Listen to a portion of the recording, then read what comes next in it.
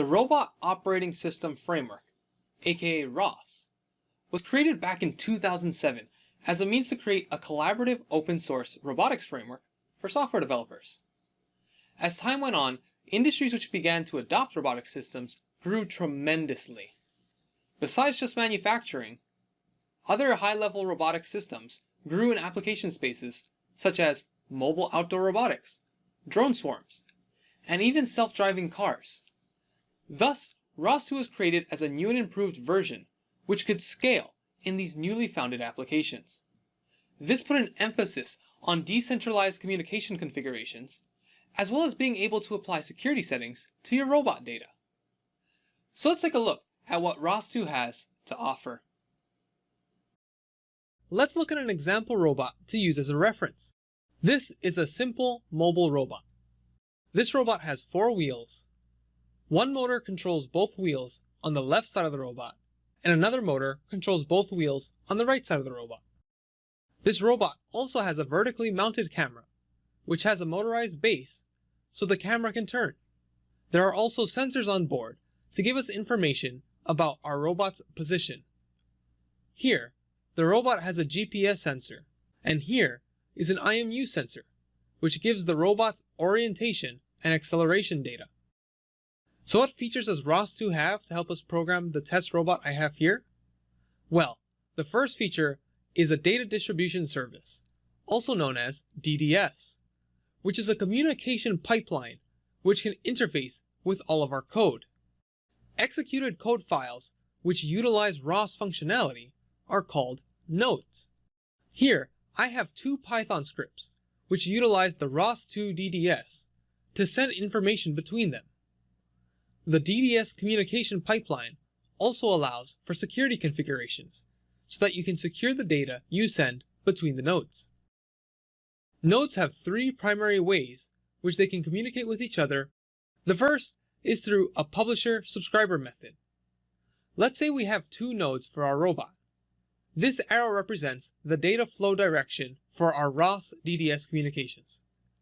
The camera.py node wants to make available images from our robot's camera, so it publishes these images to anyone who wants to listen in or subscribe to this particular data. These individual communication pipelines are referred to as topics. In this case, we can have a topic name of front camera. This node publishes information, which is referred to as a message. In this case, the message type is an image. This architecture is very scalable, such that one publisher can send messages to multiple subscribers.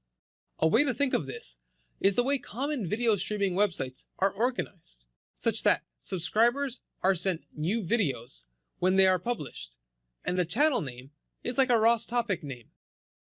Another way to communicate between nodes is through services. For this example, we have a survey node, which is a service client that sends a request to turn the robot camera 45 degrees.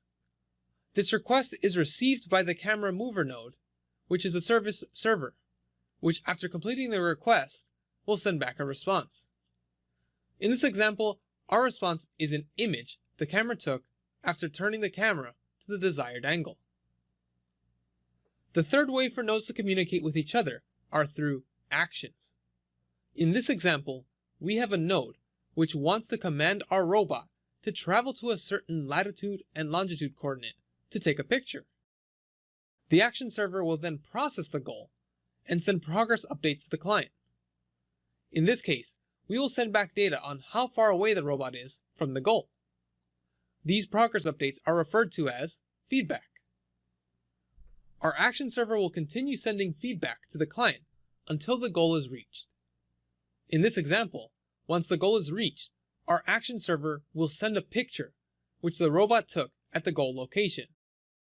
This is called the result of the action.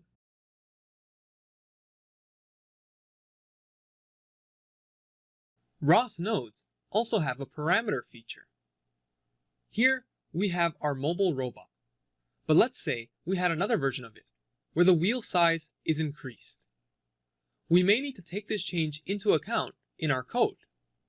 Rather than having to edit the code and recompile our project, we could instead utilize a node parameter which allows for configurations for specific variable values within our node. This parameter can be modified by a user or other nodes when needed. In this case, we could set a node parameter called wheel radius for our code to reference. There are going to be times where you want to collect data from your robot, in which you will probably want to create a bag file. A bag file can subscribe to multiple topics and record the data as it comes in. After you are done recording this data, you can play it back and have those recorded messages get published over the same corresponding topic names. It is worth noting that ROS code is organized as packages. These packages will contain all the code for a particular robot functionality. These packages can then be copied and distributed to other developers who want to use it. Then, they can use that same set of code for use on their own robot. Lastly, one of the most notable features of ROS2 for robotics software development is cross-platform support. Unlike most distributions of its predecessor, ROS2 allows for other operating systems other than Linux to run ROS and be able to communicate with each other. ROS2 also allows for integration with systems developed in ROS1. That way, you can confidently start utilizing ROS2 without worrying about compatibility with previous projects you developed in ROS1. Now that was a lot to take in, so let's review. ROS2 utilizes a data distribution service, which has various security configurations to allow communications between our nodes. Nodes are executed code which utilize the ROS framework and can be configured via parameters. One of the ways which nodes communicate with each other is through a publisher and subscriber architecture, which nodes publish data over topics for subscribers to process.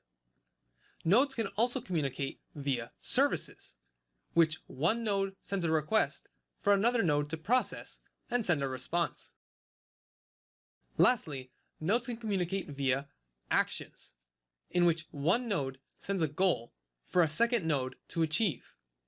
The second node will publish feedback until the goal is reached, and then will send a result. Bag files are used to save data being published by the robot, which can later be played back over the same topics to simulate the data as it was experienced by our robot. Our code we develop for ROS can be organized into packages, which can be easily distributed for other developers to use. And lastly, ROS2 incorporates cross-platform support, so we can use its features on various operating systems. Hope you liked the video. Be sure to like, subscribe, and check out my online Udemy courses. Link in the description below.